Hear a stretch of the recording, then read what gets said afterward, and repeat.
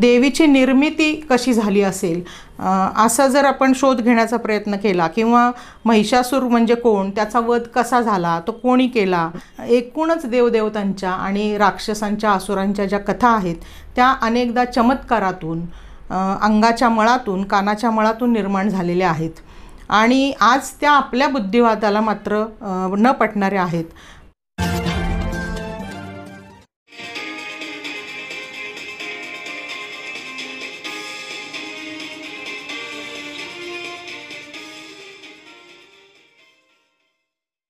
जय भारत.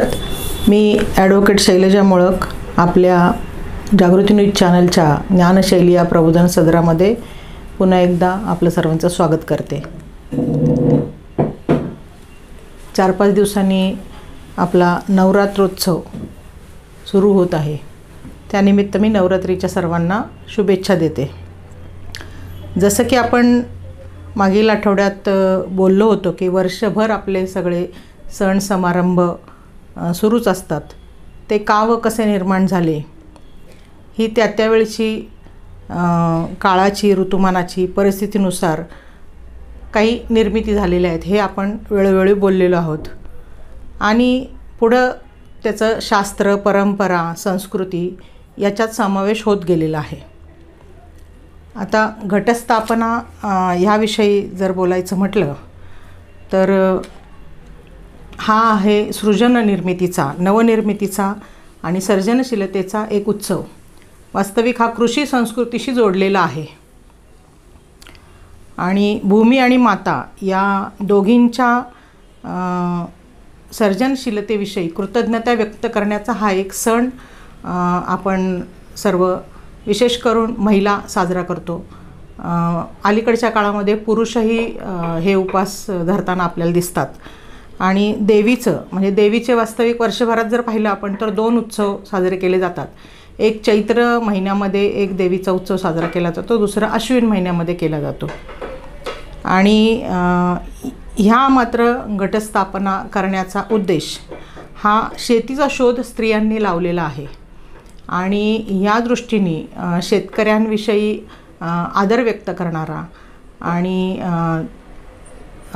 कृषी संस्कृतीचं उदात्तीकरण करणारा किंवा त्याबद्दल आदर व्यक्त करणारा हा सण मानला जातो. आणि कृषी संस्कृतीचं एकूण दर्शन या निमित्ताने होत असतं. कारण ह्याच्यामध्ये जर आपण बघितलं तर देवीच्या पूजनाबरोबरच एक घट म्हणजे एक मडक्यामध्ये पाणी हे करून खाली मातीमध्ये बीज रोपण केलं जातं. म्हणजे अगदी गहू, तांदूळ, ज्वारी, बाजरी, काही कडधान्य असे टाकले जातात मातीमध्ये आणि त्याच्यातून ते पाणी हळूहळू पडत असतं आणि ते 9 दिवसामध्ये आपल्याला ते उगवलेलं दिसतं. आणि ह्याच्यावरून शेतकरी अंदाज करत असतो, कारण शेतात पेरणी झालेली असती आणि शेतकरी अंदाज करू शकतो की कोणतं पीक ह्या वर्षी जास्त येणार आहे, असंही एक यामागं समजलं जातं. आणि या निमित्ताने म्हणजे ह्याच काळामध्ये झेंडूची फुलं जास्त येत असतात आणि त्याच्यामुळं झेंडूची माळ अर्पण करण्याचं एक प्रघात परंपरेने चालत आलेला आहे. आणि मग रोज एक माळ आणि मग त्याला एक पहिली माळ, दुसरी माळ असं म्हणण्याची प्रथा आहे. आणि मग ते 9 दिवस त्याचं पूजन करून 10व्या दिवशी त्याचं विसर्जन केलं जातं. वास्तविक 9 दिवसच का असं एक मी जरा शोधण्याचा प्रयत्न केला तर त्याच्यामध्ये असं सापडलं की पूर्वी 9 दिवस देवीनं युद्ध करून महिषासुराचा वध केला होता आणि पृथ्वीला त्याच्या अन्यायातून मुक्त केलं होतं. या आनंदाप्रित्यर्थ हा नवरात्रोत्सव साजरा करण्याची प्रथा आहे. स्त्री जीवनाची पूजा बांधून स्त्री शक्तीचं एक आपण कृतज्ञता व्यक्त करायची आणि तिने केलेल्या उपकाराची कृतज्ञता व्यक्त करण्यासाठी हा नवरात्रोत्सव आहे असंही मानण्याची प्रथा आहे. आता जर आपण पाहिलं एकूण सगळ्या पूर्ण भारतामध्ये तर किती देवी आहेत, म्हणजे देवीची अनेक रूपं आहेत, ती वेगवेगळ्या रूपात वेगवेगळ्या नावाने आहे असं पण एक दिसतं. अगदी म्हणजे काही देवीची रूपं ही सौम्य रूपातली आहेत, काही चंडिका अशा रूपातली आहेत. अगदी त्याची नावं जर पाहिली तर उमा, गौरी, पार्वती, जगदंबा, भवानी, दुर्गा, काली, चंडी, भैरवी, चामुंडा, ब्राह्मी, माहेश्वरी, कौमारी, वैष्णवी, वाराही, इंद्रायणी, महालक्ष्मी इत्यादी अशी असंख्य नावे आहेत. पण आपल्याला महाराष्ट्रात जास्त करून माहिती आहे ते तुळजापूरची तुळजाभवानी, कोल्हापूरची अंबाबाई, वणीची सप्तशृंगी आणि माहूरगडची रेणुका. तर ही जी मी 4 नावं घेतली तर ही 3.5 पीठं महाराष्ट्रातली समजली जातात. तर ह्याच्यामध्ये कोल्हापूरची अंबाबाई, आंबेजोगाईची जगदंबा, तुळजापूरची भवानी ह्या 4 हात असलेल्या देव्या आहेत की ज्या तलवार, ढाल, खड्ग आणि वज्र अशी 4 शस्त्र 4 हातात असलेल्या अशा देव्या आहेत. सप्तशृंगी देवीला मात्र 18 हात आपल्याला दिसतात. आपण आता नुकतंच पाहिलं की त्याच्यावरचा खूप वर्षांपूर्वीचा शेंदूर पूर्ण काढला आहे. तो कितीतरी किलो शेंदूर निघाला आणि त्याचं मूळ रूप म्हणजे दगडी रूप आज आपल्याला तिथं आपण आता मधल्या काही काळामध्ये ते पाहिलेलं आहे. तर तिला 18 हात आहेत आणि 18 शस्त्र तिच्या हातामध्ये आहेत. आणि बंगालमध्ये जर बघितलं तर काळ्या पाषाणाची लाल जीभ बाहेर काढलेली मूर्ती आपल्याला दिसते आणि तिच्या गळ्यामध्ये मुंडक्यांची माळ असते. म्हणजे तेवढा तिने तितक्या असुरांचा संहार केलेला आहे आणि ती मुंडकी तिच्या गळ्यात आहेत असं आपल्याला दिसतं. बंगालमध्ये दुर्गापूजा उत्सव हा मोठ्या प्रमाणात साजरा केला जातो. आता आपण अगदी पुणे मुंबईसारख्या शहरांमध्ये सुद्धा पाहतो की जे बंगाली बांधव इथे राहतात ते सुद्धा दुर्गापूजा इथं खूप मोठ्या प्रमाणात साजरी करताना आपल्याला दिसतात. असे एक कथा आहे त्याच्यामागं की सम्राट बळीराजा जो आपला शेतकऱ्यांचा राजा आहे, तर त्या बळीराजाच्या 5 पुत्रांनी एकत्र येऊन बंग नावाच्या स्वतंत्र देशाची स्थापना केली होती आणि शक्तीची उपासना म्हणून देवीची आराधना केली. त्याच्या स्मृतिप्रित्यर्थही हा दुर्गापूजा उत्सव काही प्रांतात संपन्न केला जातो.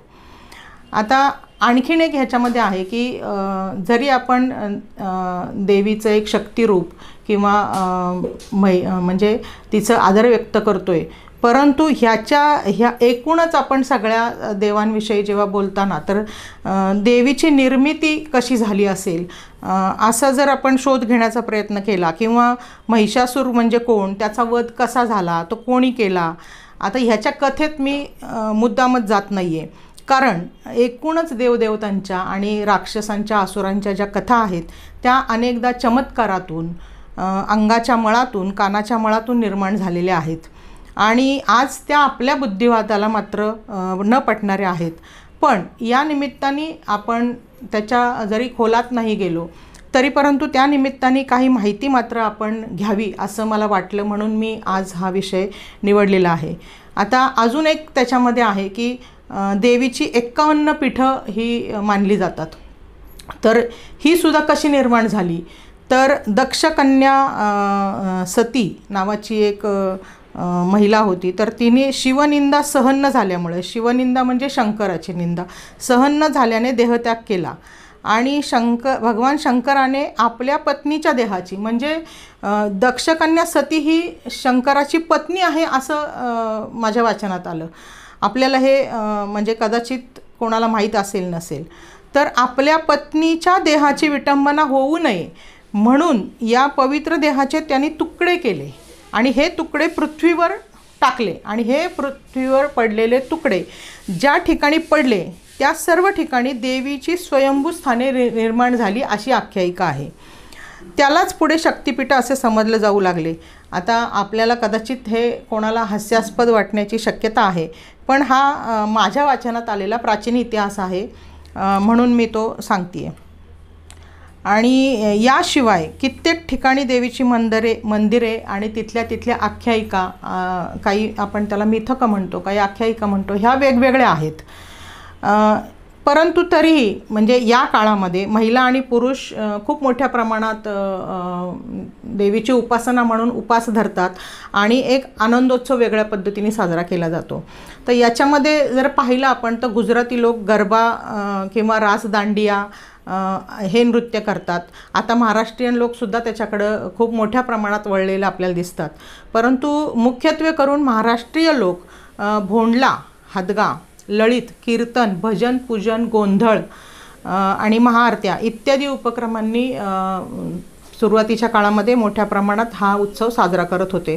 आजही कित्येक मंदिरांमधून कीर्तनं, प्रवचनं, नारदीय कीर्तनं अशी वेगळ्या पद्धतीची देवीची उपासना करणारी अनेक महिला कीर्तनकारसुद्धा आता ही कीर्तनं करत आहेत. तर देवीच्या उपासनेमध्ये अभिषेक, उपवास, अगदी मुलांचं जावळ काढणं आहे, दंडवत घालणं आहे, ओटी भरणं, परडी भरणं, गोंधळ घालणं, सप्तशतीचं पठण म्हणजे ती देवीच्या उपासनेच्या 700 ओव्या आहेत आणि त्याला सप्तशती असं म्हणतात. ती पुस्तकं बाजारात उपलब्ध आहेत आणि त्या सप्तशतीचं पठण म्हणजे 700 श्लोकांचं पठण पण रोज काही मंदिरांमधून केलं जातं. नवचंडी याच्यामध्ये यज्ञाचा एक प्रकार आहे. देवीच्या ह्याच्यात यज्ञ हा एक प्रकार आहे जो की आपण गणेशोत्सवात वगैरे यज्ञ वगैरे आपण पाहत नाही, पण देवीच्या ह्याच्यात मात्र यज्ञ पाहतो. तर तो नवचंडी, शतचंडी, सहस्रचंडी, लक्षचंडी, त्रिचंडी, आयुतचंडी असे विविध त्याला नावं आहेत आणि ती यज्ञ प्रकारसुद्धा अनेक मंदिरांमधून हे केले जातात. तसेच छबिना म्हणतात, देवीची जी मिरवणूक काढतात त्याला छबिना म्हणतात. तर छबिना मिरवणूक इत्यादी पद्धतीने ही पारंपरिक पद्धत आहे. इत्यादी पारंपरिक पद्धतीने नवरात्रोत्सव हा विविध ठिकाणी मोठ्या प्रमाणावर साजरा केलेला आपल्याला दिसतो. परंतु हे सगळं करत असताना मी नेहमी जे मांडते की त्याप्रमाणे आपल्याला ह्या सणांना जोडून घेताना काही परिवर्तनीय बदल आपण आत्ता ह्या काळात करायला हवेत आणि काही ठिकाणी अलीकडच्या काळामध्ये ते केलेही जात आहेत. अनेक काही आपल्या सेवा संघटना असतील, काही मंदिरं असतील, काही वृत्तपत्र असतील, अगदी काही TV चॅनल असतील, तर या माध्यमातून अनेक आता नवदुर्गांचे सत्कार म्हणजे की ज्या आता आधुनिक काळामध्ये ज्या स्त्रिया विविध क्षेत्रामध्ये मोठं भरीव काम करतात किंवा चांगलं कामगिरी करतात, तर अशा महिलांना शोधून त्यांना सत्कार पुरस्कार देणं किंवा त्यांच्या मुलाखती अशा आपल्या चॅनलवरून प्रसारित करणं आणि त्या दृष्टीने एक कर्तृत्ववान महिलांची ओळख करून देणं हा एक उपक्रम, सामाजिक उपक्रम म्हणून हा गेल्या काही काळामध्ये आपल्याला जोडलेला दिसतो आणि हा अतिशय अभिनंदनीय असा आहे. परंतु याचबरोबर म्हणजे विविध काही ऐतिहासिक महिला असतील, क्रांतिकारी महिला असतील, तर यांचेसुद्धा विचारांचा जागर ह्या जोडीला झाला तर अजून खूप त्याच्यात भर पडेल. कारण आपण बरेच लोक हल्ली वाचत नाही आणि निदान मग ऐकलं जातं. मग ह्या माध्यमातून असाही एक उपक्रम आपण सुरू करू शकतो की ऐतिहासिक क्रांतिकारी किंवा काही शास्त्रज्ञ महिला असतील की त्यांची माहिती आपण संकलित करून ते करावं. आता म्हणजे मीही गेल्या काही वर्षांपासून अशा अनेक कर्तृत्ववान महिलांची माहिती सोशल मीडियाच्या माध्यमातून आपल्यापर्यंत पोचवते आणि याही वर्षी मी 10 दिवस 10 महिलांची माहिती म्हणजे वेगळ्या वाटेनी वाटचाल करणाऱ्या नवदुर्गांची माहिती असं मी त्याला हेडिंग देते. म्हणजे एक आपली जी एक पारंपरिक वाट आहे की एक सुरक्षित वाट आहे, ही वाट सोडून अशा काही महिला आहेत की त्या ज्या वेगळ्या वाटेने वाट करतात. अनेकदा समाजात त्यांना संघर्षाला तोंड देऊन पुढे जावं लागतं. अशा महिलांना आपण वेगवेगळ्या ठिकाणाहून आपण जर कोणी शक्य असेल, ज्याला लेखणीतून शक्य असेल, ज्यांना मुलाखतीतून शक्य असेल, अशांनी अशा महिलांना या निमित्ताने मला वाटतं पुढं आणावं आणि 4-5 दिवस म्हणजे आता 5-6 दिवसांनी तो येत आहे आणि आपल्याला तेवढा वेळ आहे. जर कोणाला शक्य असेल तर त्यांनी हा उपक्रम जरूर करावा. आता हे सगळं करत असताना आपण पाहतो की कुठलाही सण समारंभ म्हणला की महिलांचा एक आनंदोत्सव असतो आणि आपण सगळेच उत्सवप्रिय प्राणी आहोत आणि ह्याच्यातच आपण जास्त गुंततोय असंही एक दिसतं. आता जर पाहिलं आपण तर मला वाटतं कालच्याच महाराष्ट्र टाइम्समध्ये 26 तारखेपासून जे सुरू होणार आहे नवरात्र, तर मग काय 9 दिवसाच्या 9 साड्यांचे रंग आणि हे सगळं हेडलाईनला छापलेलं होतं. तर ह्या आपल्या सगळ्या महिला भगिनी काही शास्त्राधार नसलेल्या नवरंगात अडकून 9 दिवस पांढरा, लाल, निळा, पिवळा, हिरवा, राखाडी, भगवा, गुलाबी, जांभळा या रंगात अडकून या रंगाच्या साड्या परिधान करून आपले आपले फोटो काढून, आणि ते पेपरही तसे आवाहन करतात की तुमचे फोटो पाठवा, आणि मग ते छापले जातात. आणि 9 दिवस 4-4 पानं बायकांचे फोटो विविध ग्रुप्सचे असे छापले जातात. आणि आपण हे लक्षात घेत नाही की हा एक मार्केटिंग फंडा आहे आणि त्याला आपण बळी पडतो म्हणा. परंतु ही सुरुवात, म्हणजे ह्याचाही मी थोडा शोध घ्यायचा प्रयत्न केला की ही सुरुवात कधीपासून झाली. कारण म्हणजे समजा आमच्या लहानपणी तर असं काही नव्हतं, आणि आम्ही कधी, आमची आई किंवा आम्ही स्वतः असं कधी केलेलं नाही आहे. आणि हे रंगांचं हे गौड बंगाल कधीपासून सुरू झालं तर 2004 पासून ही सुरुवात झालेली आहे. भारतीय ज्योतिषांनी वारानुसार, म्हणजे तुम्हाला माहीत नसेल कदाचित की प्रत्येक वाराचा एक वेगळा रंग असतो, आणि बरेच लोक, म्हणजे काही म्हणजे अगदी सुशिक्षित तज्ज्ञ, म्हणजे खूप असे मानणारे, काही अगदी वास्तुशास्त्र मानणारे, ज्योतिष मानणारे असे काही व्यक्ती किंवा महिला विशेष करून आहेत की त्या रविवारी ठराविक रंगाची साडी घालतात, सोमवारी ठराविक रंगाची, सोमवार म्हटलं की पांढरं, मंगळवार म्हटलं की काहीतरी गणपतीचा वार, मग ते लाल रंग, असे सगळे काहीतरी ठरलेले आहेत. आणि त्या रंगाच्या साड्या वर्षभर पण घालणारे लोक मला माहिती आहेत. आणि तसंच ज्योतिषांनी वारानुसार देवीच्या साडीचा रंग ठरवला. आणि मुंबईची जी महालक्ष्मी देवी आहे तर त्या महालक्ष्मीच्या मंदिरात देवीला नेसवलेल्या साड्यांचे रंग म्हणजे महाराष्ट्र टाइम्समध्ये 2004ला प्रसिद्ध झाले.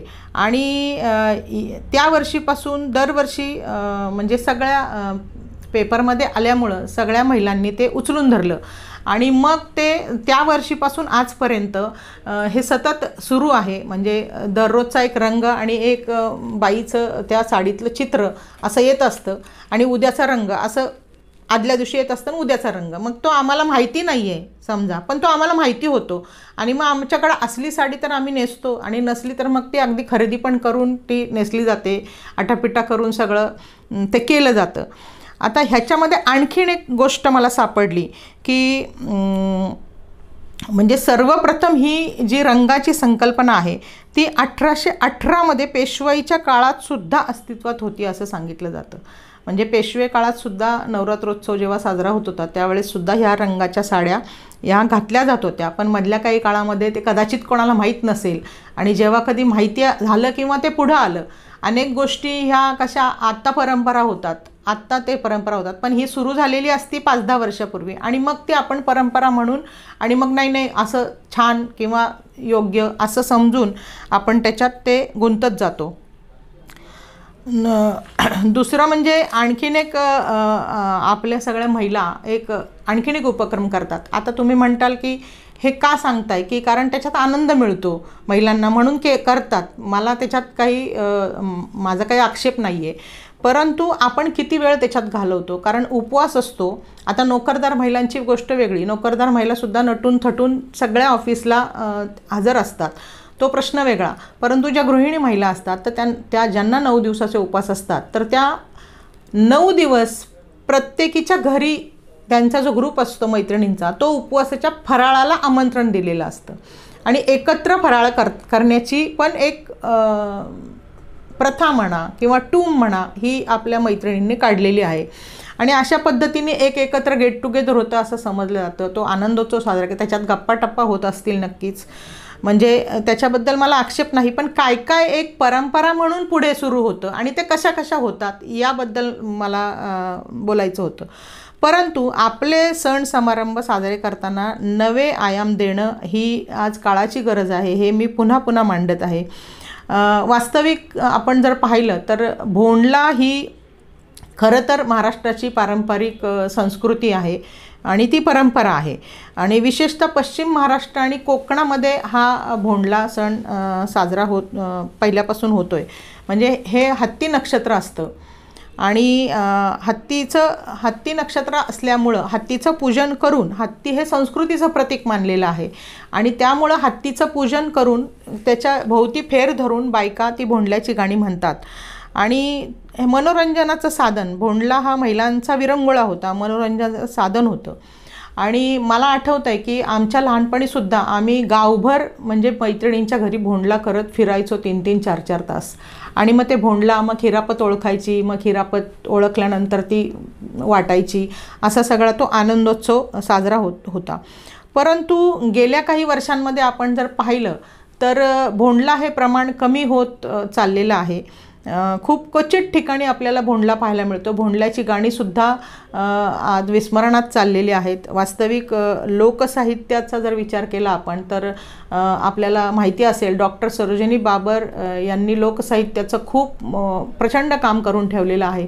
आणि भोंडल्याची गाणी असतील, नागपंचमीची गाणी असतील, मंगळगौरीची गाणी, खेळ असतील, ह्याचं खूप मोठं संकलन त्यांनी करून ठेवलेलं आहे. तशी पुस्तकं उपलब्ध आहेत. ह्या भोंडल्याच्या विविध गाण्यातून म्हणजे सासू सून, नवरा, दीर जाऊ, नणंद, बहिणी बहिणी, आई मुलगी, अशा सगळ्या एक विविध नात्यांची गुंफण करून त्याच्यामधले त्या त्या काळातले प्रश्न, वास्तव, समस्या मांडणारी लोकगीतं ही आहेत आणि ती निर्माण झाली होती.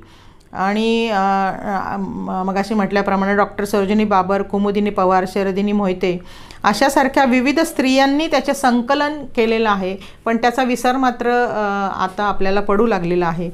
आणि आपण गुजराती गरबा, दांडिया याचं आकर्षण आजकाल वाढत चाललं आहे. म्हणजे 2-2 महिने त्याची प्रॅक्टिस चालू असते. आणि आपण पाहिलं की गणेशोत्सवामध्ये ढोलताशाची प्रॅक्टिस 2 महिने संपली की लगेचच गरब्याची प्रॅक्टिस सुरू झालेली आपल्याला दिसते. आणि ह्याच्यामध्ये सुद्धा मला एक जाणीवपूर्वक मी जबाबदारीने पुढच्या काही गोष्टी सांगते आहे की याच्यामध्ये अनेक तरुण तरुणी हे घराबाहेर असतात. कित्येकांच्या पालकांना पटत नसतं, परंतु मुलांची हौस म्हणून मुलं बाहेर पडलेली असतात. आणि ह्याच्यामध्ये जर आपण पाहिलं तर गणपतीच्या ढोलताशे पथक म्हणजे आणि गरबा याच्यामध्ये जे तरुण तरुणी एकत्र आलेले असतात तर याच्यामध्ये बरीचशी प्रेम प्रकरणं पण होतात किंवा काही छेडछाडीचे प्रकार होतात. काही म्हणजे अगदी म्हणजे शारीरिक जवळीक पण काहींची निर्माण होते. म्हणजे ह्याच्यामध्ये आता मी स्वतः काही मेडिकलवाल्यांना मुद्दाम मागच्या गणपतीच्या वेळेस पण मी हा विषय बोलले होते 1-2 वाक्यामध्ये की चौकशी केली होती. परंतु त्याच्यामध्ये म्हणजे पाळी लांबण्याचं प्रमाण, गोळ्या घेण्याचं प्रमाण किंवा कंडोम्सचं प्रमाण, हे विक्रीचं प्रमाण खूप आहे मेडिकलमध्ये. आणि तर हे खूप चिंताजनक आहे ही परिस्थिती. आपण सगळ्या पालकांनी याकडं लक्ष दिलं पाहिजे. आणि पालक आणि मुलींनी विशेषतः सजग राहण्याची गरज आहे. असे अनेक प्रकार घडत आहेत. आणि मध्यंतरी काही दिवसांपूर्वी मध्य प्रदेशमधली एक बातमी आली होती की तिथे एक फतवा काढला गेला की गरब्याच्या ज्या ठिकाणी म्हणजे प्रॅक्टिसच्या ठिकाणी आणि नंतर जिथं चालणार आहे त्या ठिकाणी फक्त हिंदूंनाच प्रवेश, लव जिहाद रोखण्यासाठी फक्त हिंदूंनाच प्रवेश, अशी एक मोठी बातमी होती.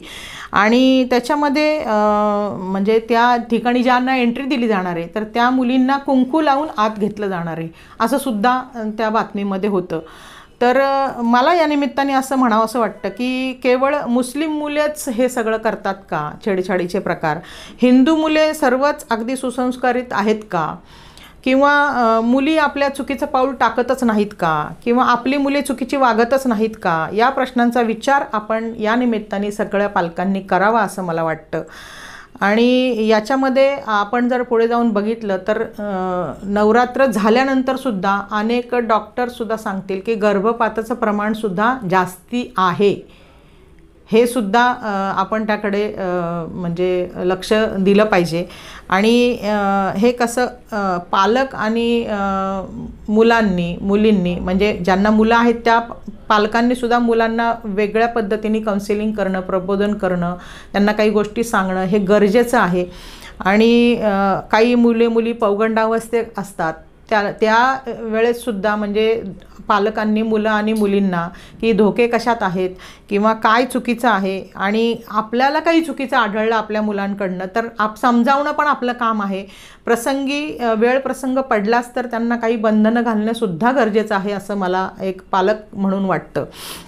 आणि ह्या सगळ्या गोष्टींकडं आपण ज्या वेळेला म्हणजे आता बरेच जण म्हणजे धर्म, संस्कृती, सण समारंभ या निमित्ताने असे काही चुकीचे विषय येऊ नयेत याची काळजी आपणच घ्यायला पाहिजे. आणि या निमित्ताने हा विषय मी मांडते, त्याच्यामुळं मी काही विरोधी मांडते असं काही लोकांना वाटू शकतं आणि तसं वाटण्याचं काही कारण नाही. परंतु जे वास्तव आहे, जे सामाजिक प्रश्न आहेत ते मांडत राहणं मला माझं कर्तव्य वाटतं नेहमीच. त्यामुळं या आनंदोत्सव साजरा करताना आनंदोत्सवाच्या भरात आपण महिलांनी आणि पालकांनी काही गोष्टींकडे दुर्लक्ष करून मात्र परवडणार नाही, हे मात्र आपण लक्षात घ्यावं. आपण सगळ्या सणांचा आनंद घेताय आणि जरूर घ्यावा, सगळ्या सणांचा आनंद जरूर घ्यावा, पण पारंपरिक पद्धतीला नवी विचार आचार कृती कार्यक्रमांची जोड देऊन आपण जर पुढे जात राहिलो तर नक्कीच आपल्या पुढच्या पिढीला पण आपण काहीतरी देऊ शकू. चांगले विचार आचार संस्कार आपण आपल्या कृतीतून देऊ शकू. नवरात्रोत्सवाचा आनंद आपण सारे मिळून द्विगुणित मात्र जरूर करूयात, परंतु जी काळजी घ्यायला पाहिजे ती काळजी पण घेऊयात आणि नवीन विचार आपण त्याला जोडून आपण पुढे जाऊयात. जय भारत.